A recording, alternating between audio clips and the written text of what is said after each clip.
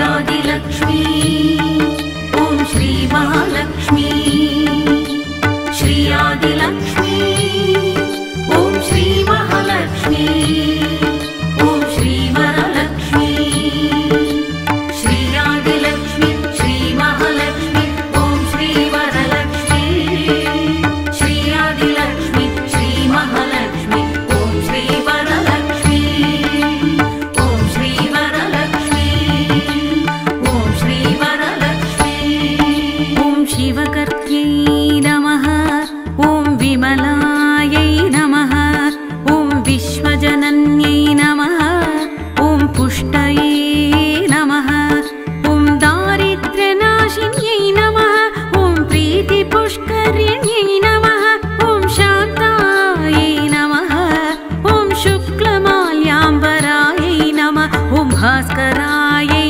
नमः ॐ बिल्वनिलयाय नमः श्रीयादिलक्ष्मी ॐ श्री महालक्ष्मी श्रीयादिलक्ष्मी ॐ श्री महालक्ष्मी ॐ श्री वरलक्ष्मी श्रीयादिलक्ष्मी श्री महालक्ष्मी ॐ श्री वरलक्ष्मी श्रीयादिलक्ष्मी श्री महालक्ष्मी ॐ श्री वरलक्ष्मी ॐ श्री वरलक्ष्मी ॐ श्री वरलक्ष्मी ॐ वरारोहाय नमः ॐ यशस्विन्यै नमः ॐ वसुन्धरायै नमः ॐ उदाराङ्गाय नमः ॐ हरिण्यै नमः ॐ हेममालिन्यै नमः ॐ धनधान्यकर्त्यै नमः ॐ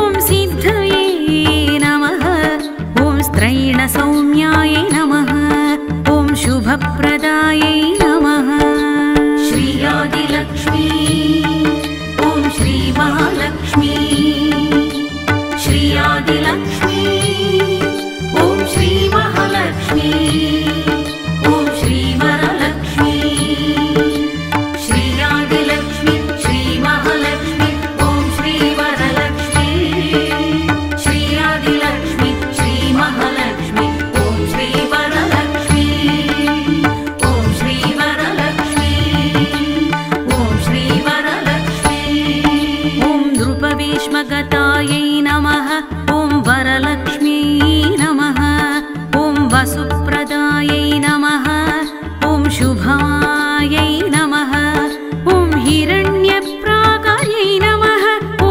समुद्रतनयायै नमः ॐ जयायै नमः ॐ मङ्गलादेव्यै नमः ॐ विष्णुवक्षस्थलायै नमः ॐ विष्णुपत्न्यै नमः श्रीयादिलक्ष्मी ॐ श्री महालक्ष्मी श्रीयादिलक्ष्मी ॐ श्री महालक्ष्मी ॐ श्री वरलक्ष्मी श्रीयादिलक्ष्मी श्री महालक्ष्मी ॐ श्री वरलक्ष्मी श्रीयादिलक्ष्मी श्री महालक्ष्मी ॐ श्री वरलक्ष्मी ॐ श्री वरलक्ष्मी ॐ श्री वरलक्ष्मी ॐ प्रसन्नाक्ष्यै नमः ॐ नारायणीयै नमः ॐ समाश्रितायै नमः ॐ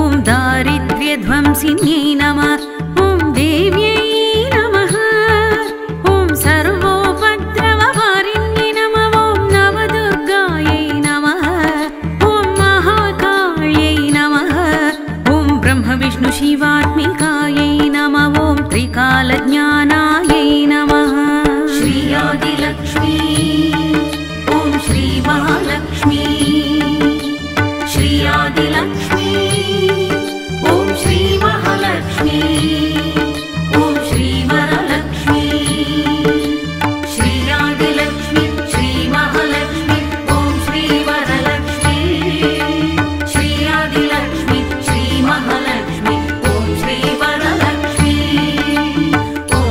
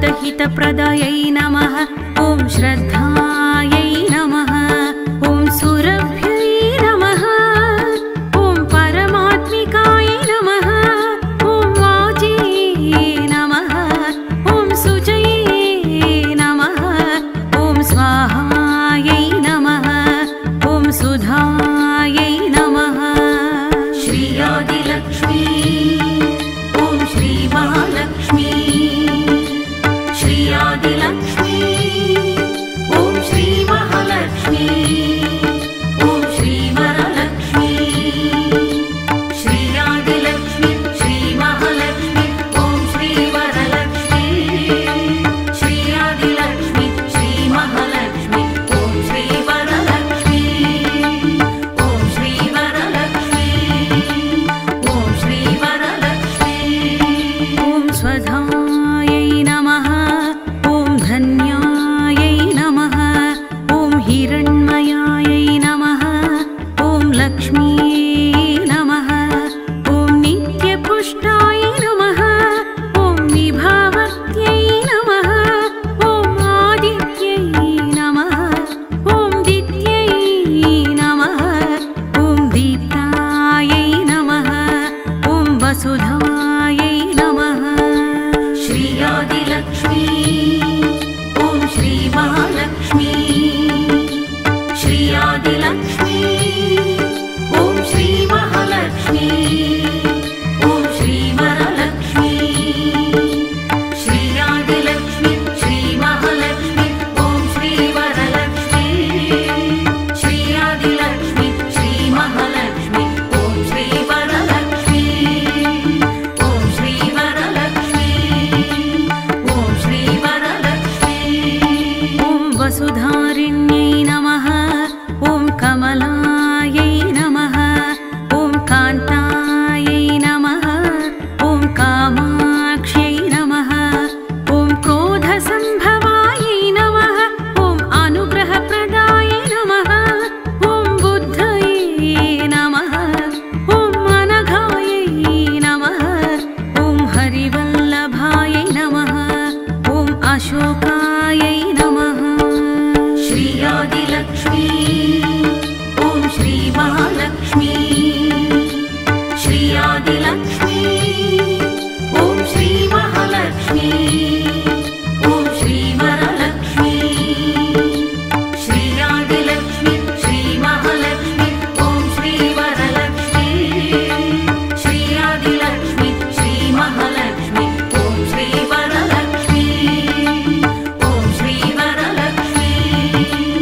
ॐ श्रीवरलक्ष्मी ॐ अमृतायै नमः ॐ पद्मायै नमः ॐ लोकशोकवासिन्यै नमः ॐ धर्मनिलयायै नमः ॐ करुणायै नमः ॐ लोकमात्रे नमः ॐ पद्मप्रियायै नमः ॐ पद्महस्तायै नमः ॐ पद्माक्ष्यै नमः ॐ पद्मसुन्दर्यै नमः श्रीयादिलक्ष्मी ॐ श्रीमहालक्ष्मी श्रीयादिलक्ष्मी ॐ श्रीमहालक्ष्मी ॐ श्रीवरलक्ष्मी श्रीयादिलक्ष्मी श्रीमहालक्ष्मी ॐ श्रीवरलक्ष्मी श्रीयादिलक्ष्मी श्रीमहालक्ष्मी ॐ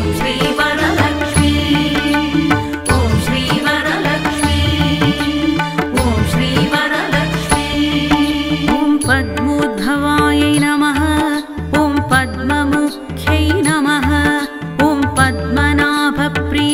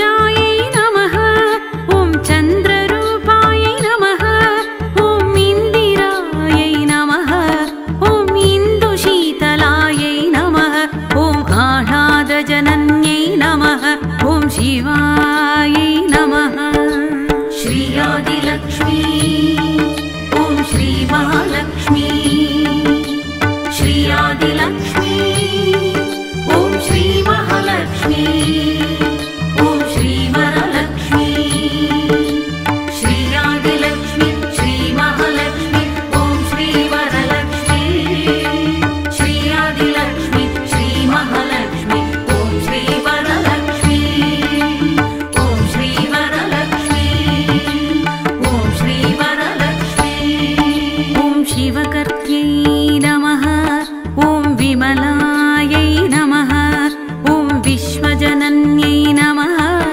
ॐ पुष्टये नमः ॐ दारिद्र्यनाशिन्यै नमः ॐ प्रीतिपुष्करिण्यै नमः ॐ शान्तायै नमः ॐ शुक्लमाल्याम्बरायै नमः ॐ भास्करायै नमः ॐ बिल्वनिलयाय नमः श्री आदिलक्ष्मी ॐ श्री महालक्ष्मी श्री आदिलक्ष्मी ॐ श्री महालक्ष्मी ॐ श्री वरलक्ष्मी श्री आदिलक्ष्मी श्री महालक्ष्मी ॐ श्री वरलक्ष्मी श्री आदिलक्ष्मी श्री महालक्ष्मी ॐ श्री वरलक्ष्मी ॐ श्री वरलक्ष्मी ॐ श्री वरलक्ष्मी ॐ वरारोहाय नमः ॐ यशस्विन्यै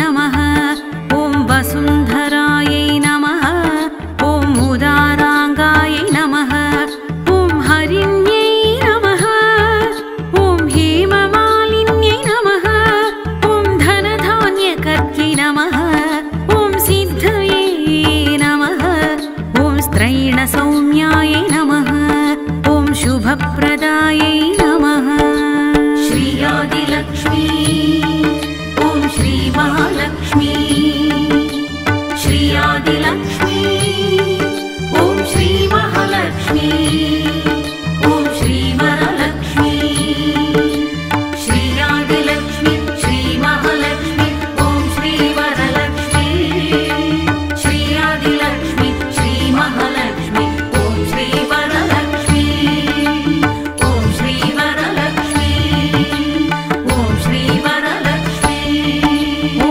नृपवेश्मगतायै नमः ॐ वरलक्ष्मी नमः ॐ वसुप्रदायै नमः ॐ शुभायै नमः ॐ हिरण्यप्राकार्यै नमः ॐ समुद्रतनयायै नमः ॐ जयायै नमः ॐ मङ्गलादेव्यै नमः ॐ विष्णुवक्षस्थलायै नमः ॐ विष्णुपत्न्यै नमः श्री आदिलक्ष्मी ॐ श्री महालक्ष्मी श्री आदिलक्ष्मी ॐ श्री महालक्ष्मी ॐ श्री वरलक्ष्मी श्री आदिलक्ष्मी श्री महालक्ष्मी ॐ श्री वरलक्ष्मी श्री आदिलक्ष्मी श्री महालक्ष्मी ॐ श्री वरलक्ष्मी ॐ श्री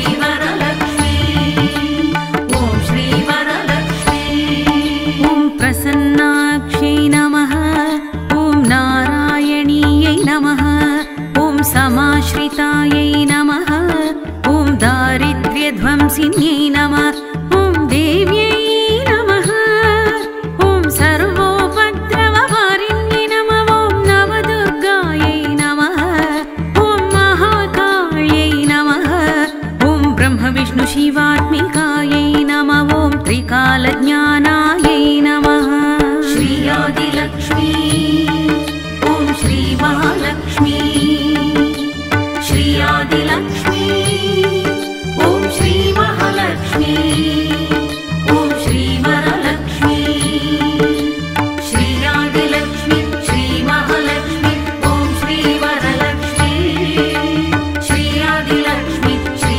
महालक्ष्मी